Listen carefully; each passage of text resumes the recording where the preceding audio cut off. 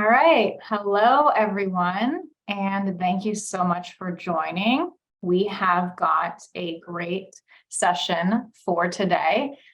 Till budgets don't do us part, marketing and finance take center stage. So let's go ahead and get this started. We've got an awesome powerhouse of panelists today. We've got Caitlin Seal from Drift, Head of Digital Marketing. We have Brian Montminy. I hope I said that right, Brian. CFO at Reachdesk.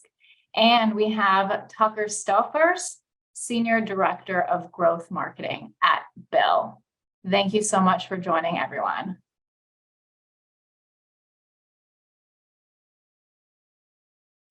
All right, so let's get started with why are we even here? We even have JLo wondering with us. The question of what are we going to get out of this? Why does this matter? Digging into how to make your CFO your best friend and what are the results of this effort and how all of the above sets you up for success. Starting with, why are we even talking about this and why does it matter? So the first thing here is, what do we want everyone to get from this session? So what do we want everyone to get from the session? We want to enable marketers to have stronger relationships with their finance department. That is the hope and goal for this webinar. And the why does this matter?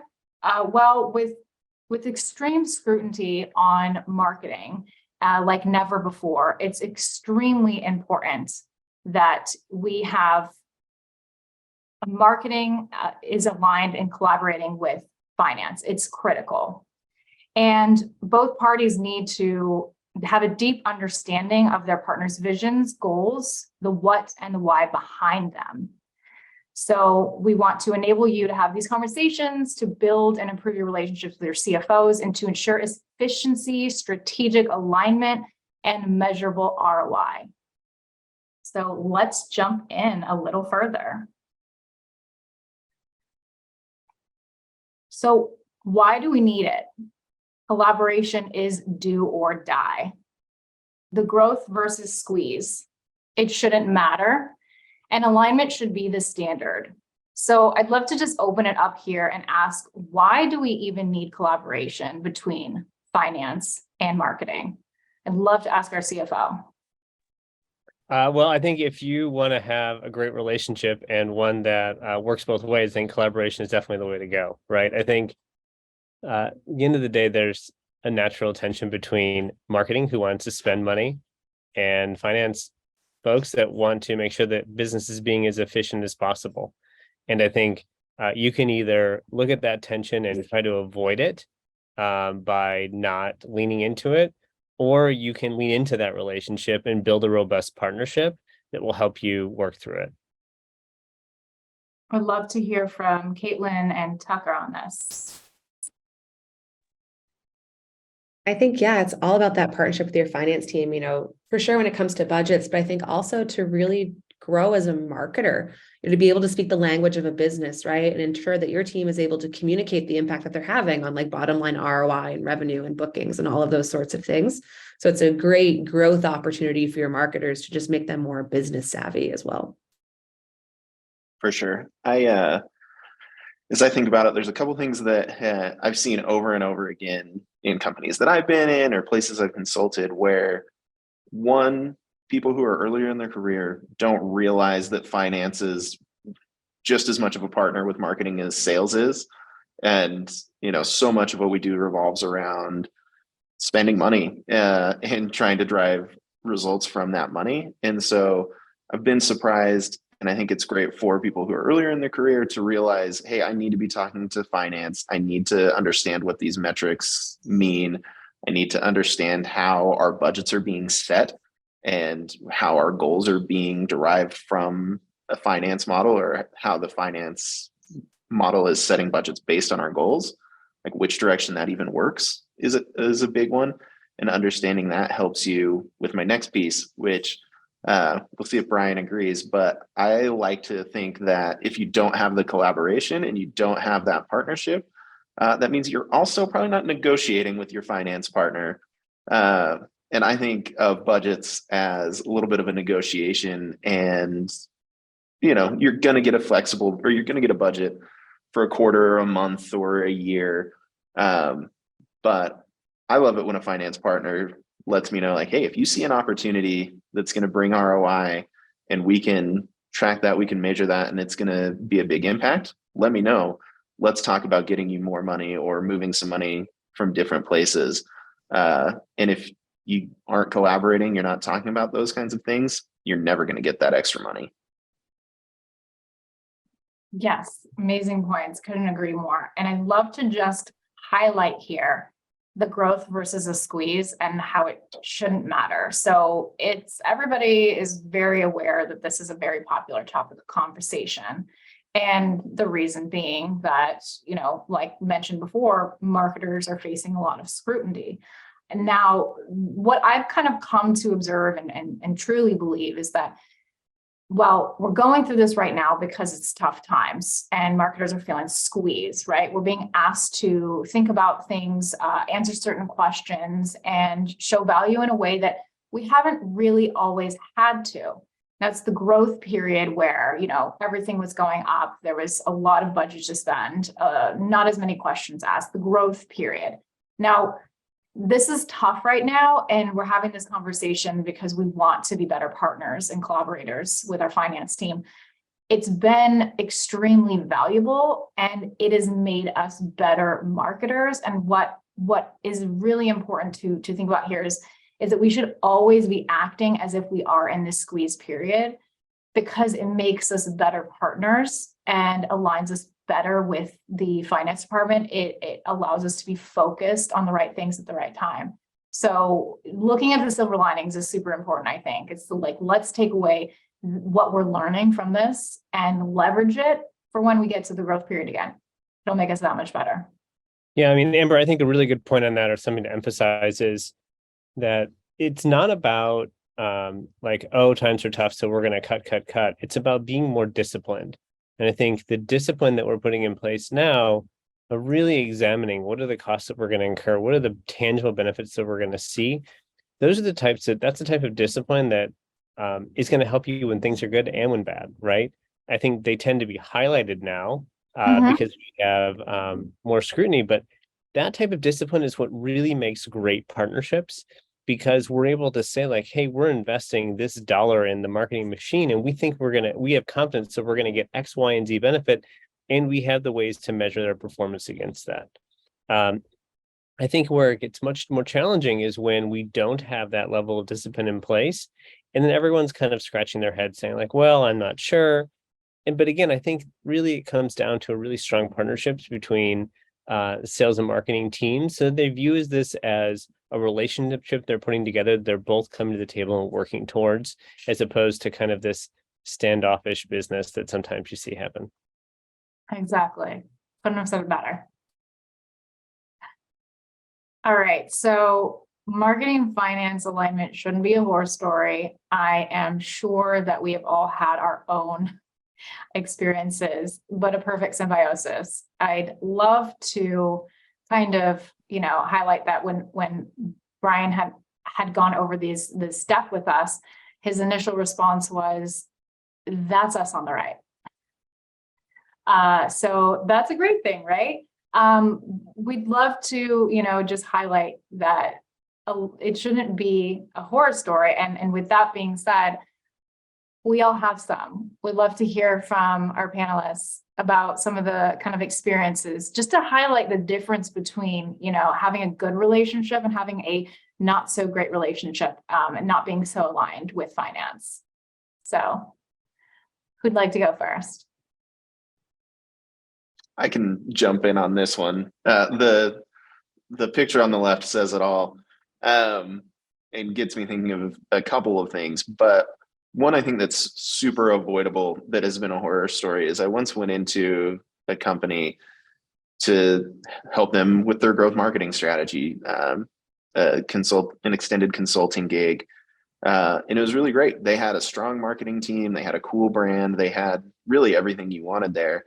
And when I first sat down with them, and one of the first things we did was dig into reporting, and they had the basics, what you would expect, lead flow reporting, cost per opportunities, cost per close won deals. They had a lot of great insights and a lot of great reporting. But then when I asked, well, how is this compared to your goals and what expectations are? The team looked at me with the blank stare of, well, we're always trying to improve and we're always trying to be better, which is a great answer. It's totally an acceptable position. But I dug a little bit deeper on, well, what are your goals from finance on cost per acquisition and on LTV to CAC, and how some of these play into the bigger picture of the business and how marketing is impacting business and revenue goals long term. And it was whoa, no, we don't talk about that. We're not allowed to see the business level numbers. We're not allowed to see how things are working that granularly. The fully loaded cost per customer acquisition, that's only for the people in the big offices. We have to look at just our numbers. And that scared the heck out of me, because they were also not talking to finance about any of those numbers. And it took conversations with the CEO to get finance to be willing to really dig into some of those deeper layers. And it totally changed how marketing was operating at the end of the day. Yeah, I imagine, Brian, that sounds terrifying for you from your perspective as well. Yeah, I mean, it's all about, again, I think it comes back to relationships are built on trust, right? And I think if you have trust that you build through, both coming together, trying to solve a problem, a lot of those things can go away, hopefully, as you just described. Yeah, I think that it's important to highlight just from this, like what you had said, Tucker, is one of the things that was missing outside of the relationship was visibility into what the actual finance firm was working on, what the goals were.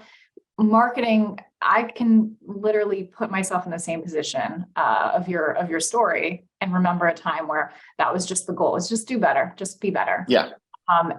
And the visibility is what is the biggest game changer into understanding what the goals are. And I think that it's really important that is not just kept at the VP level or the CMO level or, even the director level. I think it needs to be cascaded down so the team can also effectively learn and be prepared for when they're having a seat at the table, but also just to understand how to do their jobs better. I think that we have to set the future leaders up for success that way as well. Couldn't agree more. And when you're thinking about visibility like that, I think another really common mistake I see is marketers don't loop finance in until like the final mile of something they're working on, right? That's not like a relationship. You know what I mean? If you look at the image of the right of symbiosis, like you can learn a lot, just like what Tucker was saying from the finance team with all of the knowledge and data that they have. And they're usually some of the most skilled negotiators at your entire company, right? So who better to loop into the deal process if you're looking to buy a new piece of technology, right? Or you're going to be advocating for increasing budget in a certain area or repositioning resources in a certain way, like just ask, run them through the initial pitch and get some feedback. And then you can take that feedback, go back and make your business case even stronger. So when you get to that meeting with your CFO, you're really, really well prepared as a marketing team to answer all those questions and just like think through what you were presenting in the first place and make sure like, okay, this is going to sanity check out from both a marketing and sales perspective, but also from like a business administration perspective. I've made that mistake before. Gotta loop in finance early and often. Exactly. Yeah, it is game changing. And I've spent a good amount of time with one of our finance department managers. And I've learned just how challenging it is for them to reconcile some of our marketing spend. And so because we have a strong relationship, we've gotten in the habit of letting him know when a new vendor is coming in, what their name is and what it's being used for, so that they don't have to figure out the mystery of where to allocate it. And that's like in advance, saves time for everybody.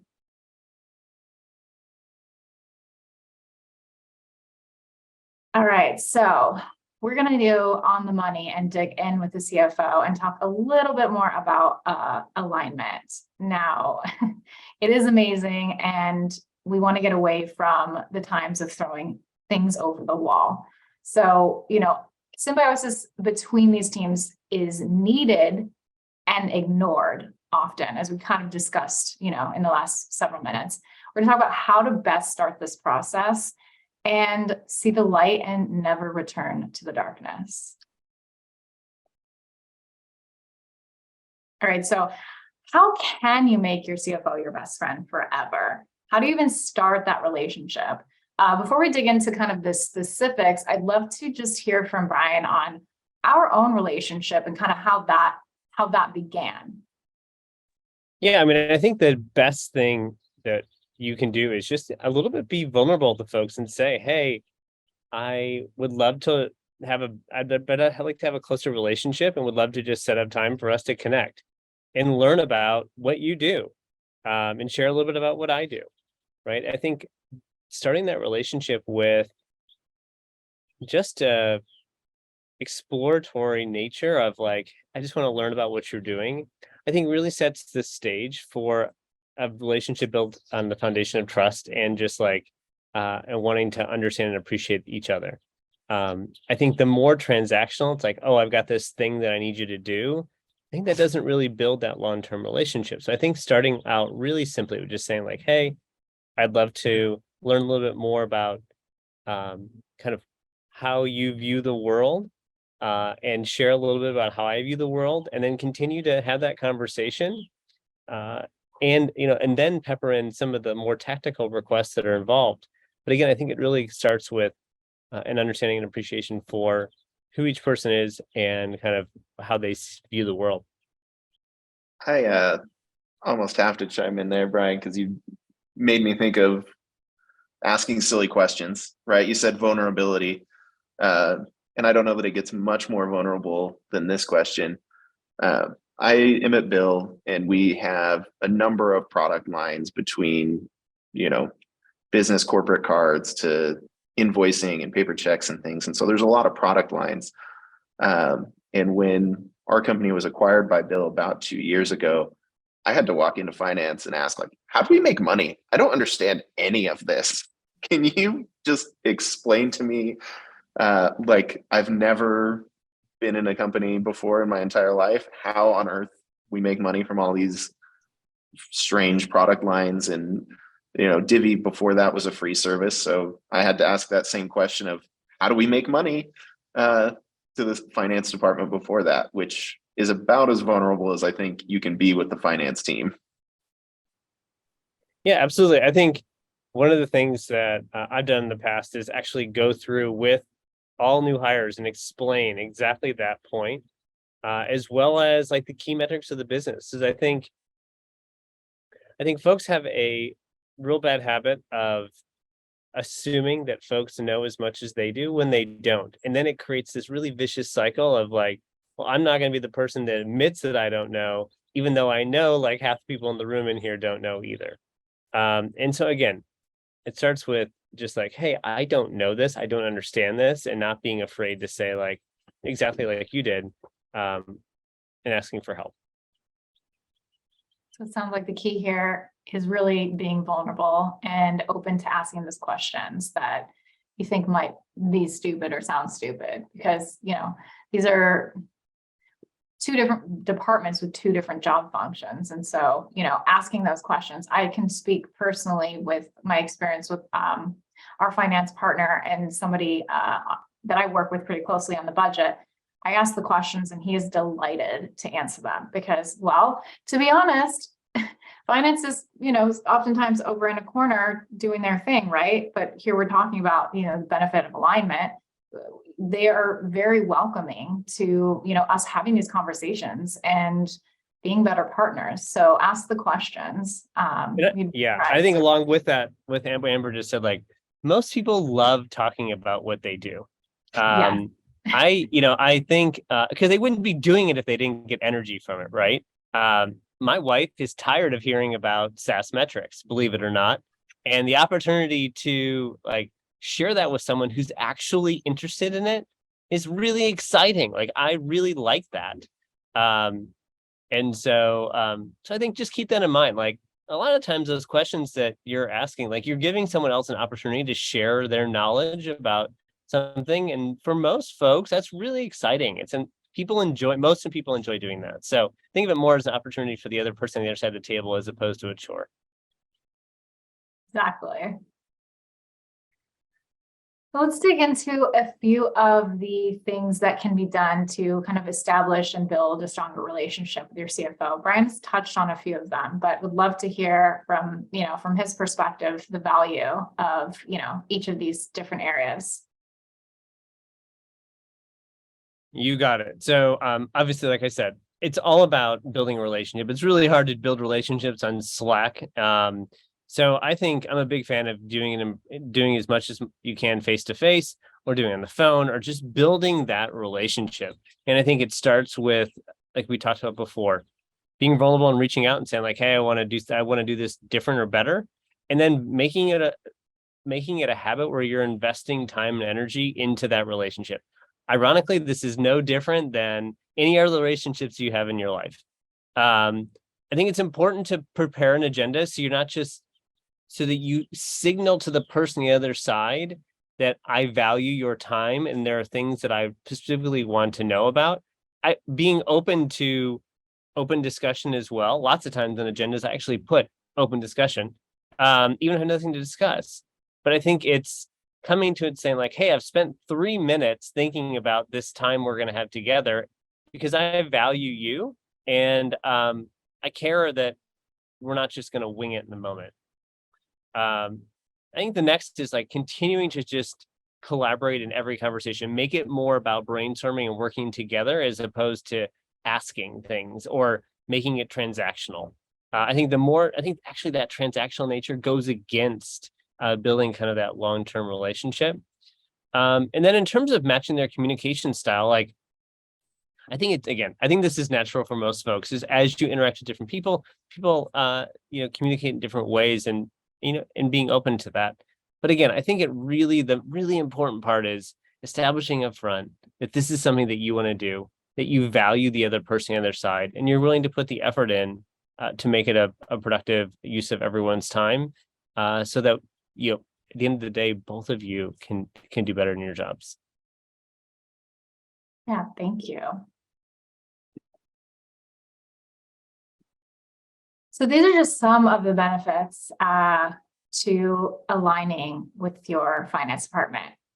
Many of us have probably experienced what it's like to not know what the other team's KPIs are, or to not know what each other is doing. And, we want to have these shared KPIs. We want to plan budgets together. So, I had a great experience with this last year's fiscal planning, this last year's budget planning, and actually having visibility and conversations into what are the company goals, what is the suggestion for budget, what is our cost per opportunity, and how has it been measured, and how are our goals separate and aligned, and having them brought all together. We'd love to hear from panelists on their experiences with this. I think sharing KPIs is like your best friend, right? Like, it's really easy to get folks behind something that has like real demonstrable results and impact, So say, your organization is really focused on customer acquisition cost, right? If that's a North Star metric for your finance team, like, know that, speak that language, and create some sort of a dashboard where all of your teams can be looking and measuring it together. It gets really, really motivating when you make changes to like your marketing spend mix, right? And then you see the impact on some of those core KPIs and metrics. It's going to get motivation and buy-in from like your entire marketing team, right? To continue down that train and get people just focusing their brainstorming and growth marketing ideas in that vein. You can get a lot of creativity from sharing KPIs just like that.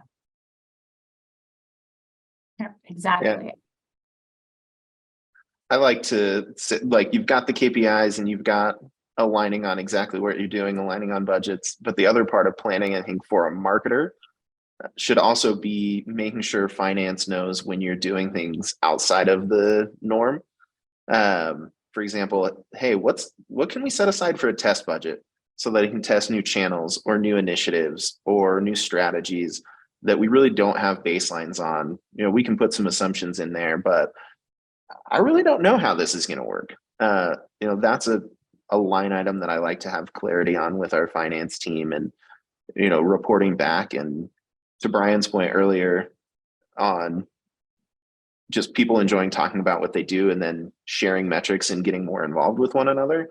I have had our FP&A team reach out to me before tests are finished, not from a, hey, I'm here to check on where my money is standpoint necessarily, but more of like, hey, how's that test we talked about going? It sounded really cool. I would love to know if that's something that we're going to be able to keep doing, if it's hitting the metrics that we need. And just getting that level of alignment and collaboration only happens when you're planning budgets together. Yeah, I'd love to hear from you, Brian, on this, because we had a previous conversation at one point where you had basically said, you know, we in the finance department, we want to, you know, we want to test things. We want to take, you know, we do want to take risks. We're not all about just holding the, you know, the money in the vault and keeping it for marketers. And this is a perfect segue into, you know, kind of that exact conversation. Yeah, that's exactly right. I mean, I think it depends on the style of business you're with, right? If you're a big company, your job is to mitigate risk, and you do that by building really robust systems and processes that are going to keep bad things from happening. If you're a high growth company that's pursuing high growth, obviously, you need to take lots of risks, because the way that you're doing things today will actually not support where you want to be in the future. You know, I'm all for like 1 or 2% improvements here or there, but those are not going to get you there. And so you've got to really evaluate ways that you can completely change the way that the things work. And you do that by doing experiments. This is not some novel idea that we came up with on this webinar, right? Like, scientists could tell you this from a long time ago. So you make a hypothesis, you try it out, you assume that 8 out of the 10 are going to fail, but the 2 that work, you can double down on and then learn from those and do the same process over and over again. And that, I think, approach and openness to exploring and failure and risk is so incredibly important in this type of company.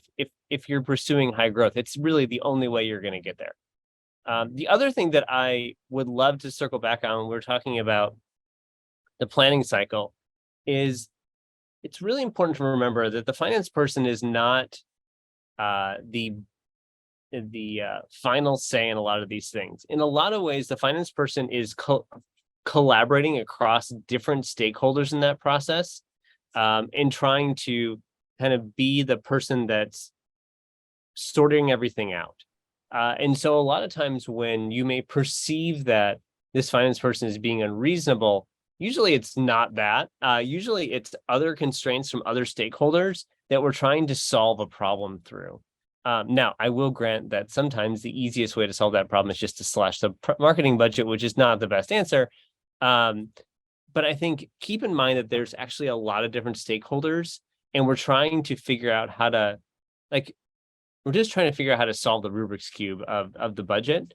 And with different folks coming at us with different asks and requests. And I think one of the most important things during the budget cycle is to share ahead of that time where you're thinking you want to go. As the budget's more information gets released, compare that to that, and being able to have an ongoing conversation about like, okay, we can do that. Here's the things that we talked about that we're not going to be able to do. Here's the other things that we love to be able to do, because then you're giving the person who's going to have all these conversations with other stakeholders the ammunition to work for you. The worst thing to do is just like say like, oh, I don't like that. Like, okay, well, I can't help advocate on your behalf unless you give me the ammunition to do so, right? I love conversations with budgets when we have a marketer saying like, hey, I want to go do this, and a product person saying, no, I want to go do this. And we have a, services person saying, no, I want to do this. And we're evaluating the pros and cons of those different opportunities. Like, that's a great place to be. And I think most people want to have those conversations. That's fantastic. But the only way you can do this if you're proactive and thinking about and sharing what it is that you want to do. And again, it all comes down to actually having a relationship, which can be the forum for those types of conversations. Actually, a perfect segue into kind of being prepared for having some of these conversations. So I think that we've all had the moment when a CFO asks a question about numbers to a marketer, and we have looked probably like this woman in this meme.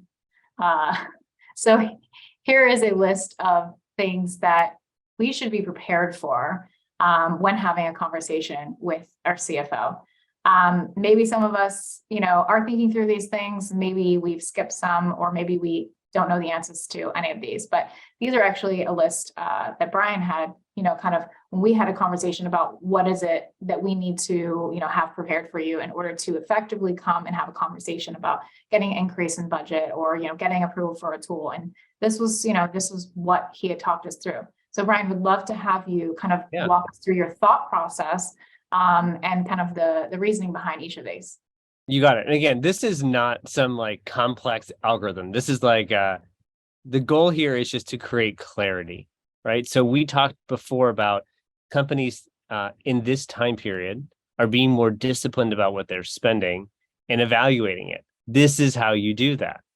The first is you ask yourself, how will spending this dollar impact our goals?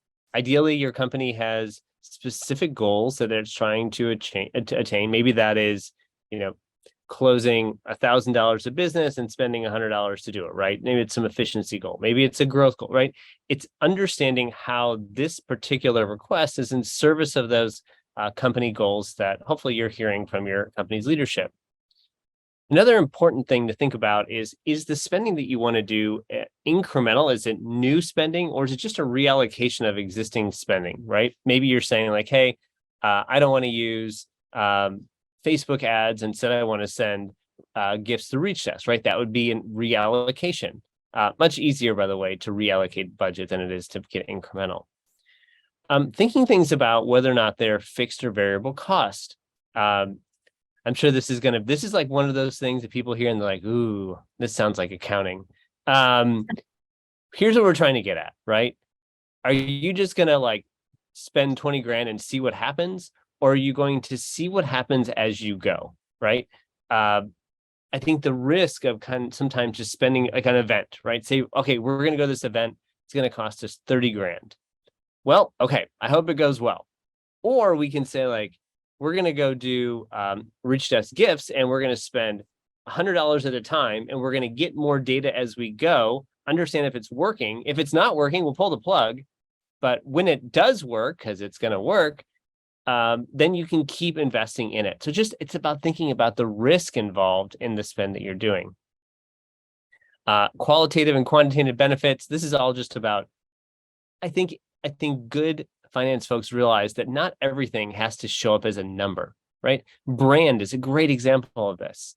Brand's super important and it's an investment and it's really hard to quantify. But if folks don't know who you are, then it's pretty hard to, create that awareness. I don't think that everything needs to have a quantitative benefit, but I do, excuse me. Yeah, that's right. But I do, see, I get confused too.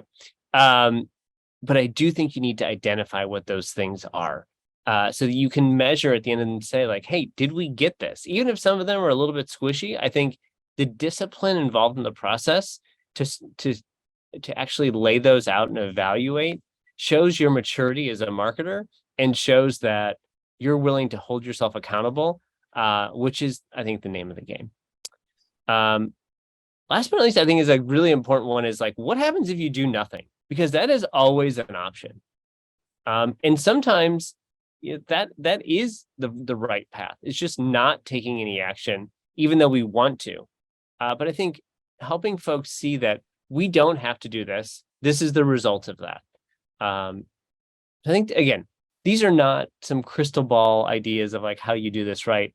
It's about starting with a framework of a few things and then figuring out which additional things work for you in your specific situation, and being willing to try new, different ways of asking questions and building that business case so that when you're trying to, I think the best situation is not one where they always say yes. The best situation is where you feel like you're able to really make a strong case and see what happens, right? Maybe someone comes up and says like, that's a great business case. The reality is that we really need to hire in product and engineering right now and we can't do it.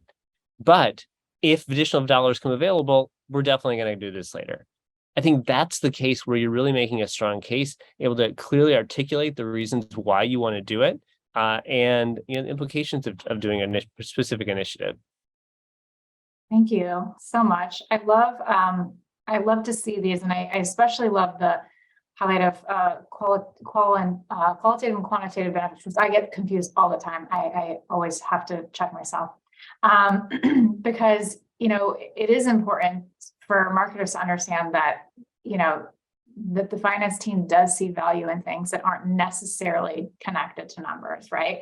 There are certain tools that potentially would help ease our workload or make it easier for us to get things done faster, which, does convert to a metric in itself, but maybe doesn't look like a number, on the books. And the same thing with the cost of inaction. I really, do appreciate having that one, because, I've had that conversation before. This is what will happen if we don't act on this, is that we might not hit our goals, and that matters.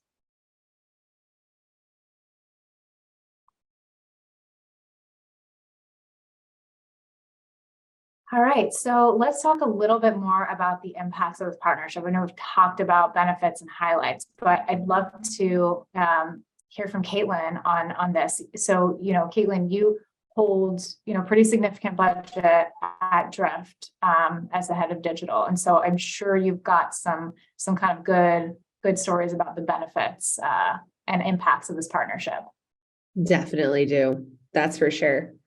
I think there's really like 4 main benefits when it comes down to, what you're going to see in your marketing team, and also really like your entire go-to-market motion, if you think about it more broadly. When you do have that close relationship with finance. And the first is obviously better results, because if you're preparing answers to all of those questions that Mark talked about, you're going to get really laser focused in the kinds of things you're asking your finance team for, right? You're going to be asking for things that have really clear quantitative impacts, right? That are going to pay off on whatever those core KPIs you're measuring are. And also some of those quantitative results too, from testing and experimentation that Tucker mentioned. By focusing on, results and things that have really that highest likelihood of turning out well, you're going to find that your marketing team collectively is much more impactful. And also that you're getting improved efficiency that way too, because you're spending less money on the things that aren't impactful, right? And by product. So your team can focus on making the work that you are doing exceptionally high quality, and also thinking through all of the then what's, right?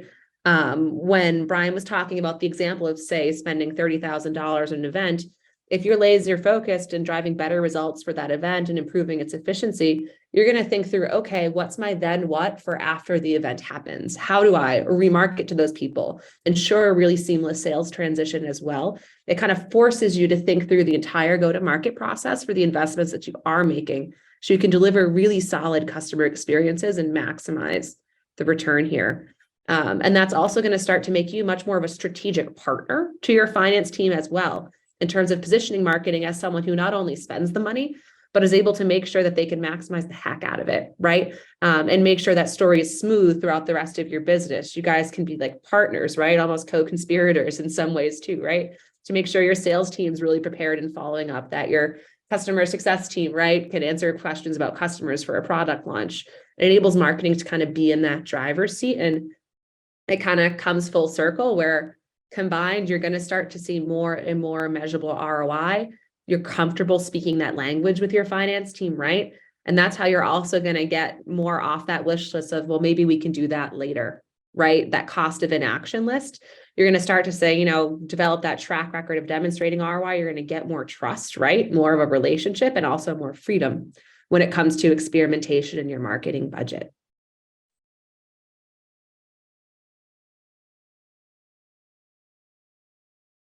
All right. So speaking of ROI and the value of ROI, and just, going through the experience of actually having to, request budget or make purchase decisions, we'd actually love to hear about buying experiences. So Tucker, would absolutely love to hear about your experience actually when, bringing on Reachdesk as a platform and what that was like for you and working with your finance department. Yeah, my pleasure. So Reachdesk was a great example, I think, of our team living by its values pretty well, and going through the process in a pretty systematic way. One of the values that our team here at BILL has is, I think, stems partially from one of my beliefs in that I love testing things that don't scale and doing marketing programs that don't scale, which is crazy because I also love marketing programs that scale and you can build systems and processes around. But I think you need both ends of the spectrum. And when we first started testing gifting in general, we were doing pack and ship and acquisition of these items in-house completely. It was up to our integrated campaigns team members.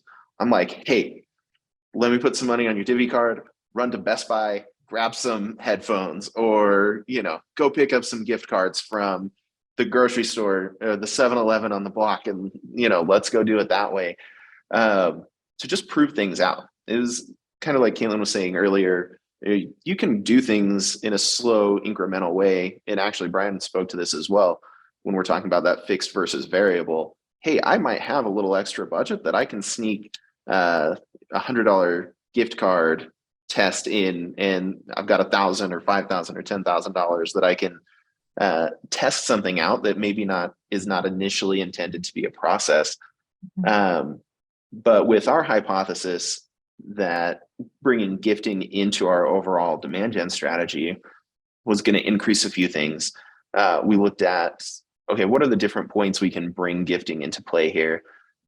We talked a lot about sending a gift before we ever really have too much of a conversation or too much of a relationship with a prospect, sending it early and trying to, get that reciprocity principle in play where we can get them on the phone now because they know who we are. They've seen, we're invested in trying to make a relationship happen.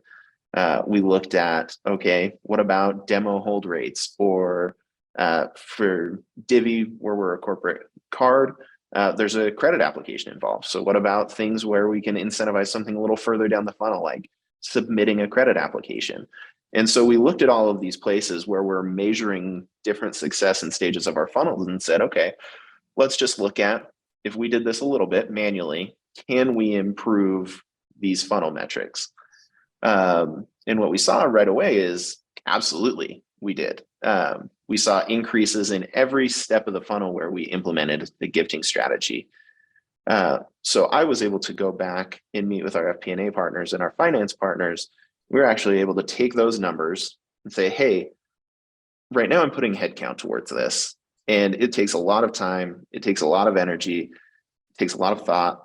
And as we look to scale this program, if we want to turn it into something consistent and we want to see these increases in the funnel consistently, we're going to need to go buy a warehouse so that we can store all of the stuff that we're giving away. And I'm going to need more headcount, or we can look at some different solutions. And so we had the use case. We went to market and looked at who in market was able to help us fill that need and fill that gap and replace what we were doing in-house, replace all the manual work, and help us scale the whole thing. And so after meeting with our FP&A partners, we were able to look at this and say, okay, we can replace some costs. We can realize some efficiencies because we're not packing and shipping things together. We're not storing things at the office. We're not running manual reports and then on spreadsheets, filling out lines and sending Slack messages 10 times between each other. Hey, did you send Amber her gift? Oh no, I thought you sent it. Like, oh, can you send it today before you go home for the weekend? Like shenanigans. And so Reachdesk was a great solution. It checked all of those boxes between bringing efficiency to us with the automation between our Marketo, our Salesforce, and our gifting process. It saved all the time for sourcing product, handling product, moving it multiple times, And as we built all of those up, those brought ROI in and of themselves. But at the end of the day, what really mattered is we were able to see pretty early on in our implementation with Reachdesk that one of the main metrics we were watching, which was demo held rates, increased by 15% first month that we implemented that. And that made for some very happy finance partners, made for some very happy sales partners. And here we are years later and, still getting more and more integrated all the time. Awesome. So it sounds like, it was a best case scenario when having this conversation with your finance department, because you were able to see the value and come prepared to the conversation and maybe get an easier yes than you would have otherwise. Absolutely. Yeah. And, did the question of ROI come up when you had this conversation? I mean, first question, probably. Well, maybe second question. I'll give how much first, and then what's the ROI second. And that's usually the software order of operations when it comes to questions. Yeah. Yeah. So Brian, tell us a little bit more just about, why it's so important for your team to, understand the ROI and see the ROI, and why, we as marketers need to be really, educated on it. Yeah, I mean, it goes back to the list that we talked about a few minutes ago. I think ROI should be one of those metrics because it's talking about, it's kind of a way to normalize different providers and different solutions and understand, again, the simple math of like, you're going to spend this and get that. So I think that can be and I think you can measure it in lots of different ways, right? You can measure it in terms of how much new sales you're going to do. You can measure it in terms of how many new leads you're going to bring in. I think whatever you want to do, I think it's important to normalize and provide kind of a standard way of doing it. I think that's the beauty of ROI.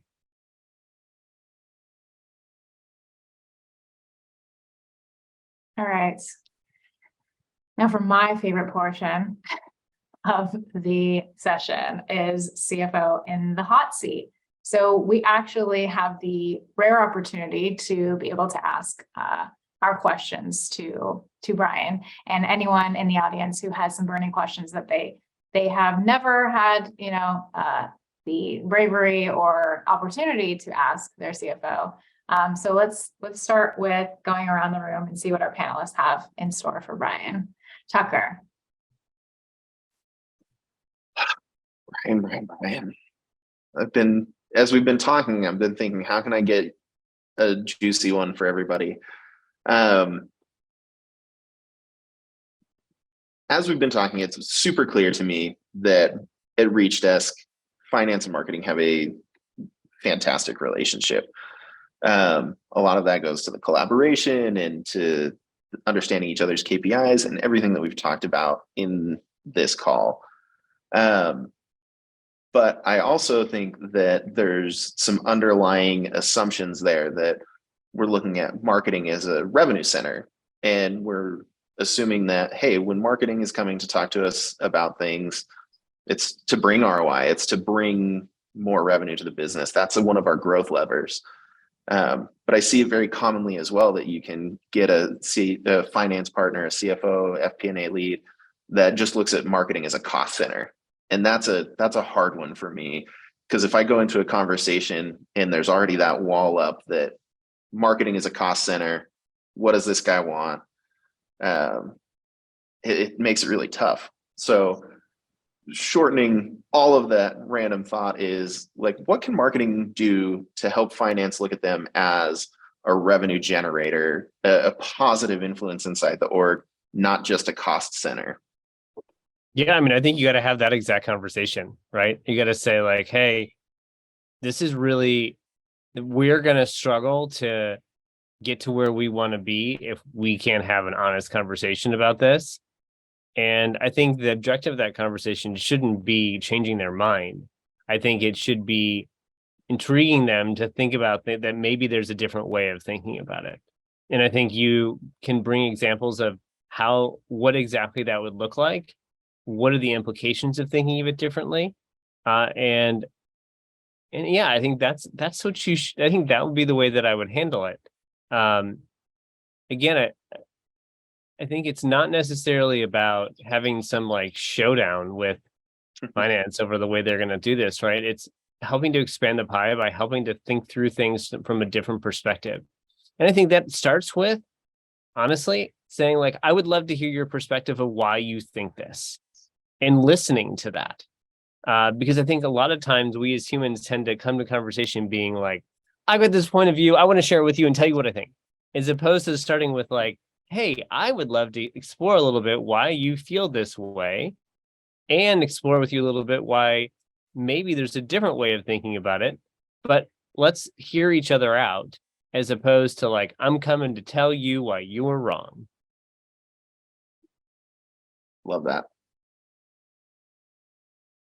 All right, Caitlin, you're up. Yeah, I guess, Brian, what's one misconception about finance teams and how they work that you think most marketers tend to have? Well, I think, I don't know, maybe I'm unique, but I don't think I am. I think a lot of finance folks, like they really enjoy like the economics of the business. Like that's why they do it, because they kind of get this bird's eye view of it. And I think a lot of folks don't engage folks in that. I think if Caitlin, you were to come to me and be like, hey, I really want to learn about this, I would freaking love it. I would jump out of my seat excited to talk about it. Right. And I think a lot of people are. But I think you got to approach that in the right way. Like, hey, I want to learn more about what you're doing. And I think you'll find that a lot of finance and accounting folks are actually really excited to talk about it, because they invest a lot of time and energy into what they're doing, and they care. Similar to the way that if I came and asked you about, digital marketing, you'd get really excited because this is what you do every day. And so I think engaging folks in talking to them about what they do and why they, and their perspective on things, I think is a great way to really start that conversation and engage folks. Again, that's in work and out of work, right? I mean, if you went up to somebody who was doing something else, you want to have a conversation with them, talking to them about what they do, and I think is a good way to get people excited. So nothing special about finance and marketing in this case. I love that one, Brian. And I could attest to that, but I, went to Alex with our first budget conversation, and I hadn't met him before, was totally, full transparency, like afraid of, oh no, big bad finance, and had an open dialogue, open conversation, asked questions, and he was just genuinely excited to explain things. And now I refer to myself as his favorite marketer, his favorite partner in the business, best friends forever. So I think that, kind of continue on that, the question I wanted to ask you was just based on something that we had talked about previously. We know that marketers have, because of, lack of alignment, there is this kind of like intimidation and this fear. Is that exist for finance? Yeah, of course it does. It's not like we're like, yeah, we're not. Yes, it absolutely does. I was going to use some bad analogy, but I decided not to. It absolutely does. And I think that's where I think it comes down to what we talked about before. It's being vulnerable as a person to say like, hey, I just want to learn more about you. And I want to learn more about how we can work better together, and kind of like, not getting caught up in all of that, because it's just that just serves to put up blockers in the way, as opposed to helping you kind of build a better relationship. Yeah. It was like a major light bulb explosion, head explosion moment when I had heard that. I was like, wait, what? You guys can be intimidated by us? Like, we have to realize it does go both ways. Absolutely. And keep in mind, the one thing that you have going for you is most of the time marketers are people. Usually they're extroverted. Not all finance and accounting folks are. So just the thought of engaging with you in like real life is a little bit nerve-wracking sometimes. Love that. Okay, let's see. We've got one from the audience. If there was one thing you could understand better about marketing, what would it be? So the thing that absolutely blows me away is like the creative process. I've been in companies where like the design and creative parts of the business just like, I don't know how they do it. It is so cool. It's specifically like creating um creating the brand of the business, creating like this is what our colors are gonna be. This is gonna like our type, like that stuff is just it's like pure magic to me. I don't know how it gets done, but it seems it's very important, and it's just always been something that I've been very interested in.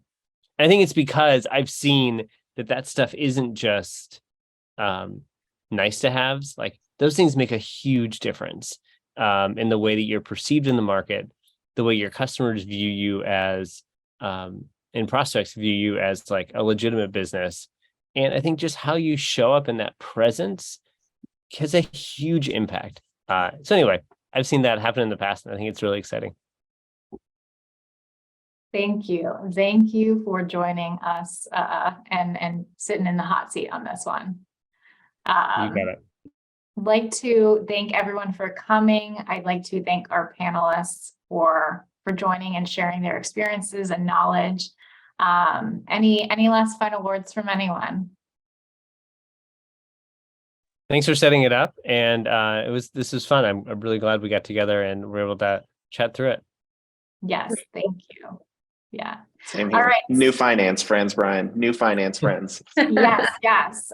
If you're interested more on this topic and want to get a little bit of deeper information, we do have a QR code on here on the screen that you can go ahead and download an asset that is a deep dive into the tips, tricks, and ways to align with your finance team.